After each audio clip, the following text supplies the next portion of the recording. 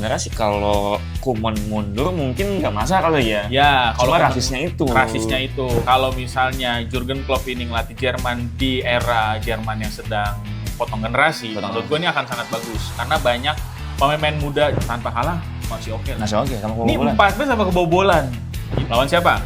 Malaysia, Easy. Thailand, Easy. Vietnam. Easy. Bisa. Oman aja diayamin, bayangin. Sorry, levelnya udah AFC. Udah FC. Selamat datang di BBB Berita Bola Bu Westi.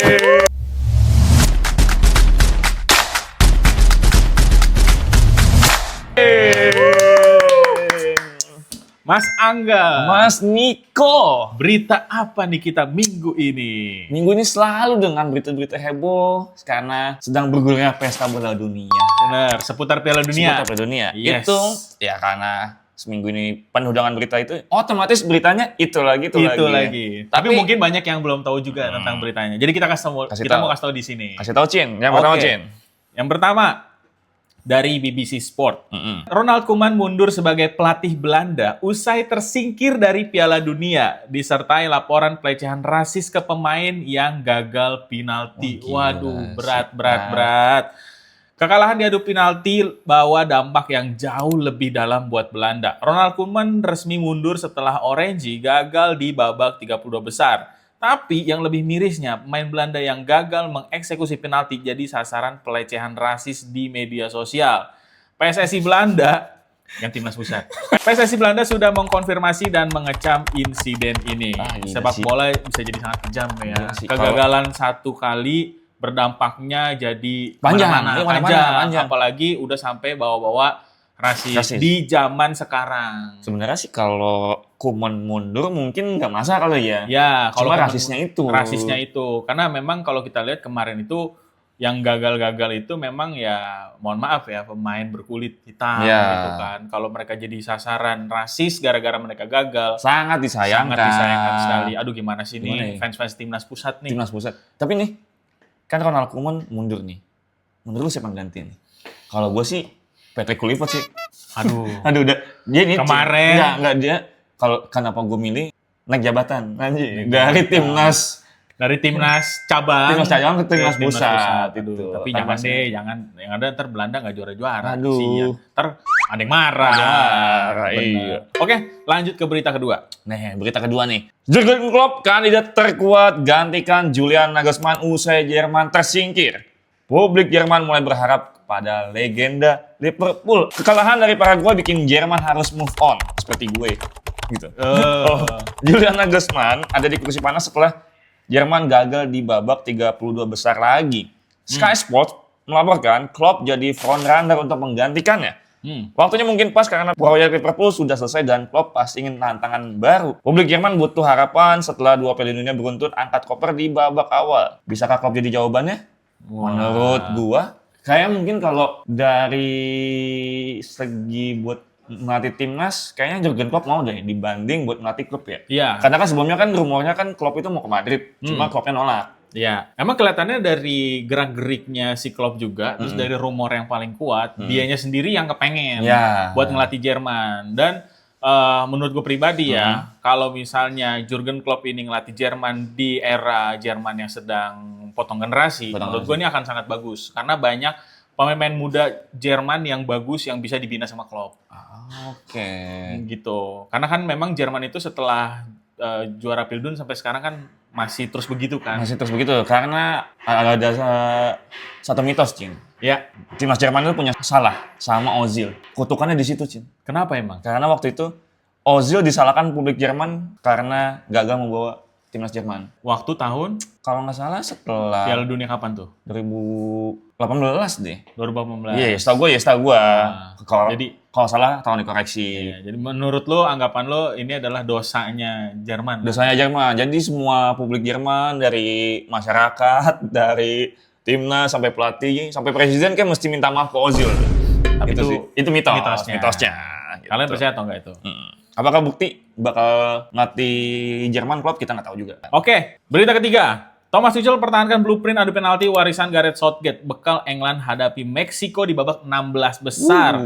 Tuchel ternyata percaya sama apa yang udah dibangun Southgate. Manajer England mengkonfirmasi bahwa timnya akan tetap menggunakan blueprint adu penalti yang dirancang Southgate. Sementara itu, dua bek kanan andalan Jarell Quansah dan Reece James mungkin akan absen, dan Wayne Rooney pun akan bicara lebih milih Kobbie Mainoo daripada Elliot Anderson. Wah, ini karena memang di beberapa match terakhir itu, ini pertandingannya rawan berujung adu penalti ya. Iya, betul. Jadi kayak si Tuchel mungkin akan pakai template-nya Southgate. Tapi gitu. template Ketika misalnya mungkin Inggris akan melewati adu penalti. Adu penalti. Ya. Tapi kayaknya menurut gua template Southgate kayaknya jelek deh. Akhirnya adu penalti lawan Italia aja kalah. Euro. Iya, Euro gagal. Masa mau dipertahanin nggak bisa. Tapi penasaran juga ya. Maksudnya Apakah motivasinya works Tuchel ya? gitu kan. Motivasinya Tuchel tetap pakai itu, apakah dia nggak punya strategi sendiri atau gimana? Nah, Kita itu juga dia. nggak tahu. Apa mungkin ada titipan? Bisa jadi. ya Karena kan, memang pemain Inggris itu sangat kental sama titipan. Iya, siapa tahu. Kita kan nggak tahu. Benar. Lanjut berita keempat. Dan berita keempat, lawannya Inggris nanti. Meksiko jadi tim paling menakutkan di Piala Dunia 2026 usai sapu bersih 4 laga tanpa kebobolan. Kini Inggris menanti di babak 16 besar. Belum ada satu gol pun yang bersarang ke gawang Meksiko sepanjang Piala Dunia 2026. Gila. L3 sukses menyapu bersih 4 pertandingan fase grup tanpa kebobolan. Catatan kesempurnaan di kandang sendiri, Azteca Stadium benar-benar jadi benteng yang tak tertembus. Kemenangan 3-0 atas Ekuador di laga terakhir grup jadi bukti betapa solidnya pertahanan mereka. Dengan rekor tak terkalahkan Meksiko di Azteca, mampukah The Three Lions membacakan tembok pertahanan L3 di babak 16 besar nanti? Jujur, Meksiko sih kita di luar ekspektasi nih. berat nih. Meksiko berat nih. Walaupun nanti kita mungkin ngelihat ya, keganasan Harry Kane gitu kan. Selama dia nggak disantet sama dukun ya kan. Bisa. Ngegolinnya tuh serem tuh. Seram. Tapi kalau kita ngeliat Meksiko nih ya, 4 match tanpa kebobolan itu, kalau misalnya 4 match tanpa kalah masih oke lah. Masih oke sama Ini kebobolan. 4 match tanpa kebobolan.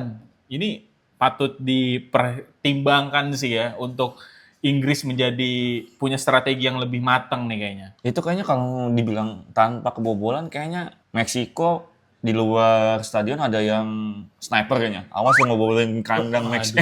Awas lu ngebobolin gawang Meksiko, awas lu ya. Susah. Tuan rumah. Gitu, siapa tahu. Ya. Kan? Tapi ini salah satu tim bisa dibilang underdog kali ya. Underdog yang mengejutkan di Piala Dunia. Meksiko ya. Antaranya Meksiko. Sikacin. Berita kelima dan berita terakhir untuk di minggu ini dari bola.com. 2 kabar baik untuk timnas Indonesia. Ole Romeni didekati klub Eredivisie dan Arhan Fikri dipanggil John Hertman untuk Piala AFF 2026. Persiapan timnas Indonesia makin seru. Klub Justin Hubner di Eredivisie dikabarkan tertarik meminjam Ole Romeni dari Oxford United. Ini kabar positif karena Romeni bisa dapat menit bermain lebih banyak di Eropa. Sementara itu Arhan Fikri resmi dipanggil John Hertman untuk Piala AFF 2026. Dengan naturalisasi yang terus berjalan dan pemain muda mulai bersinar, bisakah kita akhiri kutukan di Piala AFF tahun ini? Bisa. Asal tidak diintervensi lagi, tidak diganti pelatih lagi. Siapa? Sama orang lain maksudnya. Iya, ada gitu. pihak-pihak yang mungkin mengintervensi timnas Indonesia untuk lebih maju.